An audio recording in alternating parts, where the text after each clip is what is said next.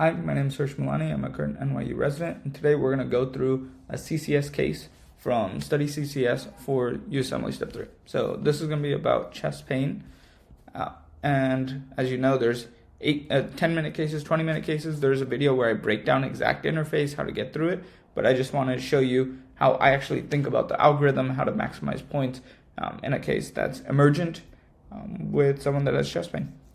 So here you'll get the one-liner. So they're coming in, substernal chest pain.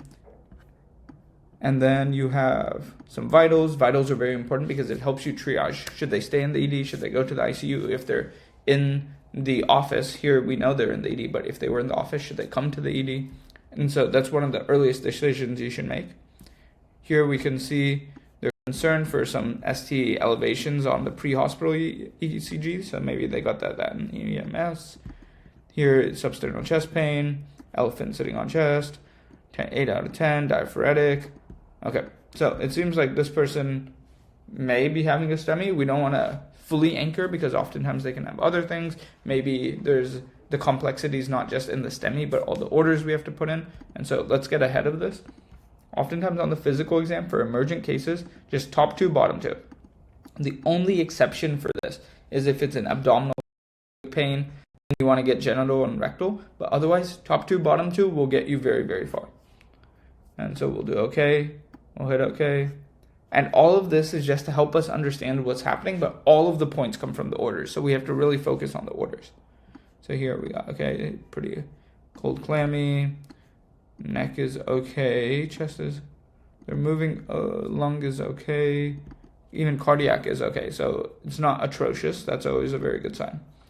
Now let's put in orders. For the orders, I like to use camo for the initial stabilization. So camo starts for cardiac, and for cardiac you do EKG. A is access, M is morphine or pain control, and O is oxygen. You'll notice that I would type it exactly like I'm typing it because there's some shortcuts that come whenever you type it like this. So for example, whenever you confirm orders, you get EKG monitor, which is cardiac monitoring, and EKG 12 lead. We want both. We want access, and we also want to get an AccuCheck glucose so we can see what their point of care looks like. Maybe there's something else. Morphine, we can just give them morphine. We'll just give them some IV, one-time bolus. Oxygen, so oxygen is oxygen therapy, and then you'll see they have oxygen sat and pulse ox. So let's get an ABG so we can help triage it. Maybe they're in cardiogenic shock, and that would be helpful to know. Obviously, their pressure was okay, but always good to get a gas, and then pulse ox is important for us to see in this patient. Okay, so these are the initial ones. The other things I like to get are just other things that you would want to get in a patient. So you get CVC, CMP, someone with chest pain, you want chest x-ray. Chest pain, you also want urine drug screen. Maybe they're doing cocaine right before their chest pain kicked in. And then you can get PT-INR. We can hold off on these and just start here. Maybe a lactate would be helpful, mag-phos, in someone that we're concerned for cardiac things. So let's get a portable chest x-ray. Okay, urine drug screen, lactate. And you'll see it's very important to know exactly where the buttons are. It saves you seconds, but these cases, they're very fast. And sometimes you want to be able to just maximize the number of seconds you have to work it up. So here now we'll go to call me as needed. And so here we can see we got pulse ox. Okay, glucose is okay. Cardiac monitor, tachycardia, and check it. Okay. Okay, chest x-ray is clear. That's promising that it's probably not some chest thing. Always there could be a PE, something like that. But it doesn't seem like it. Okay, on the EKG, we see pretty clear STEMI. And oftentimes I look for the asterisks because that will tell you if there's some abnormalities. Obviously, this entire thing is pretty abnormal. ABG, no asterisk, which means probably fine. Here, okay, maybe a slight leukocytosis, but nothing crazy. It could just be inflammatory. MAG is fine, FOS is okay. The BMP looks pretty unremarkable. Once again, you're going so fast that you want to try to look specifically for any asterisk because they'll hone in on whether there's an abnormal value or not. So we know they have a STEMI. So the first couple or like set of orders I do is diagnostic. The second set is all management. And you have to go really fast here because it's all about making sure you don't miss any orders. So to get to orders, you go to order sheet. Now, we have someone with a STEMI, so let's call cardiology. Let's get a troponin, BNP. Let's get an echo. More important than the echo is probably the definitive treatment, which is the PCI, because we care about door to balloon time for this patient. If we're going to do this, we should probably get a PT, PTT. We can make them NPO. We should probably get type in screen. Anytime you're doing a procedure, I like immediately get these 4 just because it'll save you time in the long run. Now, we know management, and now it's preventative things that I start thinking about, which are what may have caused this. So let's look at the lipids. Let's look at A1C. Someone like this, very low. You're never going to lose points for giving them a atorvastatin. So let's give them atorvastatin, lisinopril. We can give them. What else do we want to give them?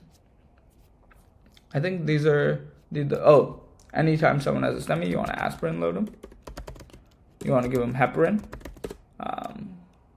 Afterwards, you'll probably want to give them clopidogrel, depending on whether the case tells you they got a stent or not, but we don't know that at the moment, so we can start here. I don't remember if they were smoked or not, but someone like this, you definitely want to make sure they're not smoking, so it's probably smoking cessation. So let's confirm these orders. So cardiology consult. Oftentimes the consults, they don't say anything. They want you to drive the care, but in order to get the points or sometimes to even end a case, you have to put in the console.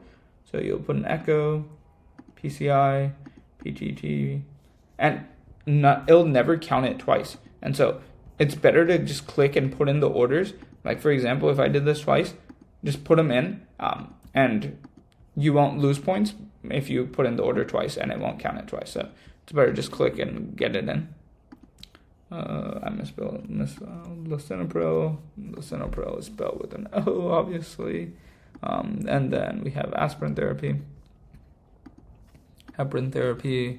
We'll give them boluses, smoking cessation. So now the question is there anything else that we're missing? We should probably go ahead and push this through. So emergent cases, always do the call/see me as needed. And then in the office, I like to do with a next available result. So hemoglobin, okay, nice.